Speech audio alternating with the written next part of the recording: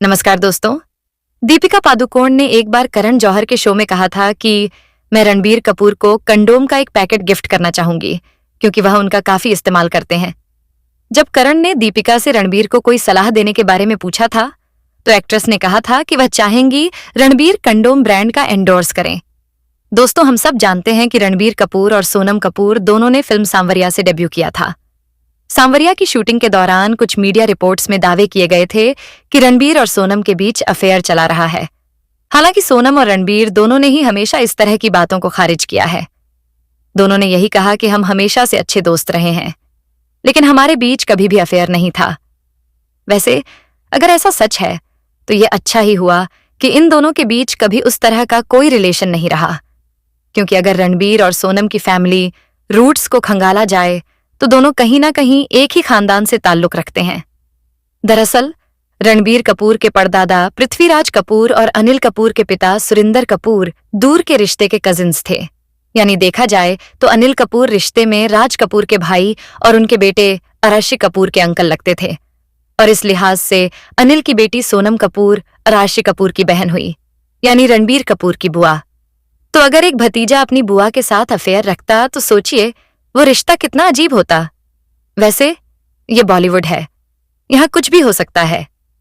रणबीर कपूर के ताऊजी यानी आशी कपूर के बड़े भाई रणधीर कपूर की पत्नी बबीता एक्ट्रेस साधना शिवदसानी की कजिन थी। इस लिहाज से साधना जी रणबीर की भी रिश्तेदार थीं। खैर, पॉइंट ये नहीं है। पॉइंट है कि साल 2014 में साधना जी रणबीर के साथ एक फैशन शो में रैंप वॉक करते दिखी थी। उस शो में साधना जी ने पिंक साड़ी पहनी थी और इत्तेफाक से ये साधना जी का आखिरी पब्लिक अपीयरेंस था। इसके लगभग 1.5 साल बाद अचानक हुए बहुत तेज बुखार की वजह से साधना जी की मृत्यु हो गई थी।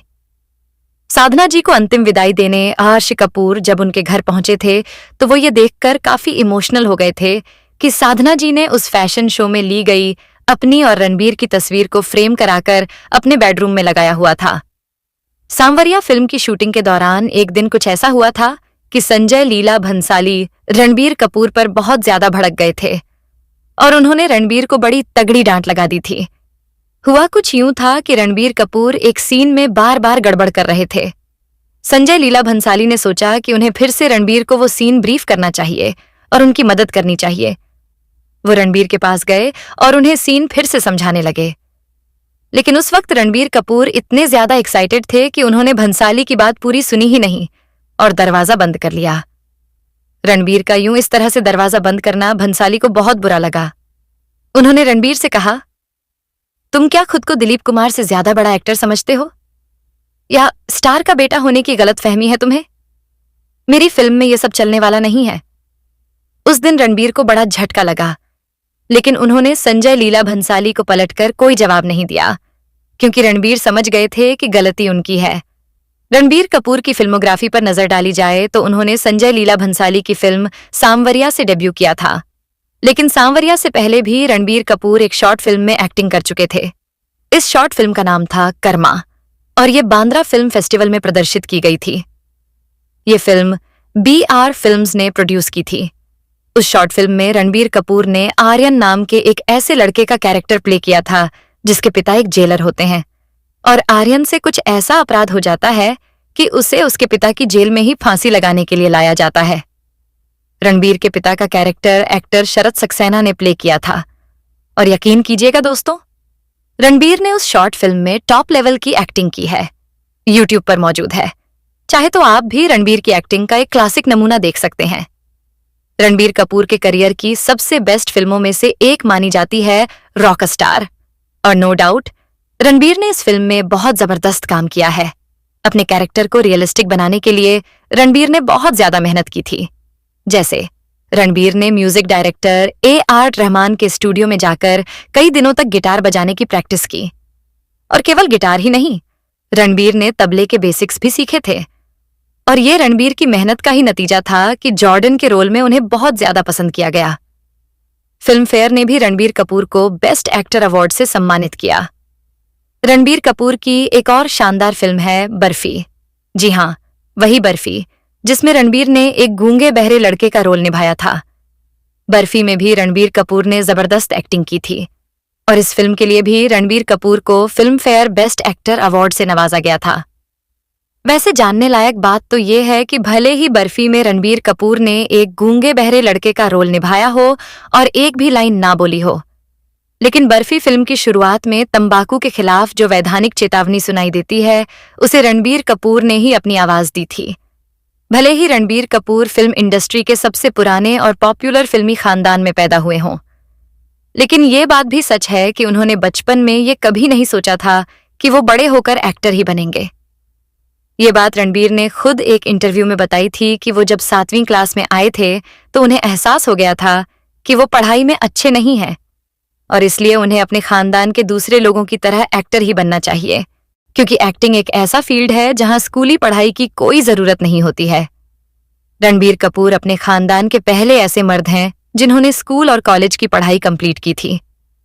वैसे तो रणबीर के ग्रेट ग्रैंडफादर पृथ्वीराज कपूर काफी पढ़े लिखे थे, लेकिन उनके बड़े बेटे और रणबीर कपूर के दादा राज कपूर अपनी स्कूलिंग तक कंप्लीट नहीं कर सके थे। हालांकि राज कपूर के दोनों छोटे भाई शम्मी कपूर और शशि कपूर जरूर 10वीं तक पढ़े थे। बात अगर राज कपूर के बेटों की करें तो उनके बड़े बेटे रणधीर कपूर 9th फेल थे। रणबीर के पिता यानी राज कपूर के दूसरे बेटे आर्शी कपूर 7th फेल थे और रणबीर के चाचा राजीव कपूर 6th फेल थे। जब रणबीर ने 12वीं क्लास पास की थी तो उस वक्त वो न्यूयॉर्क में अपने पिता के साथ आ अब लौट चलें फिल्म में बतौर असिस्टेंट काम कर रहे थे और इत्तेफाक से रणबीर की दादी कृष्णा राज कपूर भी वहां मौजूद थी। कृष्णा राज कपूर को जब खबर मिली कि उनका पोता रणबीर 12वीं पास हो गया है तो खुशी के मारे उनके आंसू निकल आए थे और उन्होंने शगुन के तौर पर रणबीर को कुछ पैसे भी दिए थे। एक इंटरव्यू में रणबीर ने बताया था कि मुंबई के HR कॉलेज में 2 साल गुजारने के बाद वो न्यूयॉर्क के स्कूल ऑफ विजुअल आर्ट्स गए। वहां से उन्होंने 3 साल का फिल्म डायरेक्शन कोर्स किया। वो कंप्लीट करने के बाद न्यूयॉर्क के ही एक थिएटर स्कूल में पूरे 1 साल तक रणबीर ने एक्टिंग की बारीकियां सीखीं और ये सब उन्होंने सिर्फ एक अच्छा डायरेक्टर या एक्टर बनने के लिए नहीं, बल्कि जिंदगी के कुछ साल घर और परिवार से दूर बिताने के लिए किया था। अमेरिका में रहकर एक्टिंग और डायरेक्शन के अलावा रणबीर ने अपनी लाइफ को भी जमकर एंजॉय किया था। वहां उनके कई अच्छे दोस्त बने, हालांकि उनमें से कुछ ऐसे भी थे जो नशा करते थे। रणबीर ने भी उन लोगों के साथ मिलकर कुछ नशे ट्राई किए थे। एक वक्त पर तो रणबीर को उन नशों की आदत भी लग गई थी, लेकिन बकौल रणबीर अब वो इस तरह की सभी बुरी आदतों से कोसों दूर हैं। As a lead hero Ranbir Kapoor की तीसरी फिल्म थी वेक अप सिड। ये फिल्म साल 2009 में रिलीज हुई थी। इस फिल्म में भी रणबीर ने बहुत खूबसूरत एक्टिंग की थी। हालांकि ये बात भी सच है कि रणबीर कपूर को जब ये फिल्म ऑफर हुई थी तो वो इसमें काम करना भी नहीं चाहते थे। दरअसल रणबीर की डेब्यू फिल्म सांवरिया फ्लॉप हो गई थी। उनकी दूसरी फिल्म बचना ए हसीनो भी कुछ खास नहीं चली थी, इसलिए वो उस समय बहुत संभल कर ही फिल्मों का चुनाव कर रहे थे।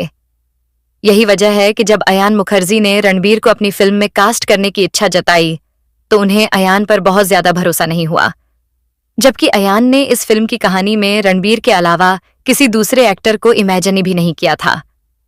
रणबीर ने अनमने ढंग से अयान को फिल्म की कहानी सुनने के लिए बुला लिया और फिर जब रणबीर ने वेक अप सिड की कहानी सुनी तो वो अयान से बड़े प्रभावित हुए। रणबीर ने वेक अप सिड साइन कर ली। फिल्म भी बढ़िया बनी और रणबीर के काम की हर तरफ तारीफें हुईं।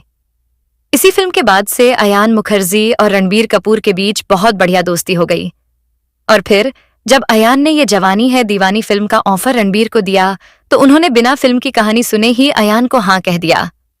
यानी इस वक्त तक रणबीर को अयान मुखर्जी पर बहुत ज्यादा भरोसा हो चुका था।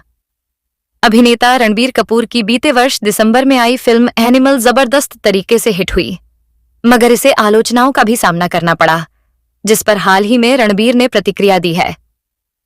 रणबीर कपूर को अपनी फिल्म एनिमल के लिए जितनी तारीफें और तालियां मिलीं, उतनी ही आलोचनाएं भी झेलनी पड़ीं।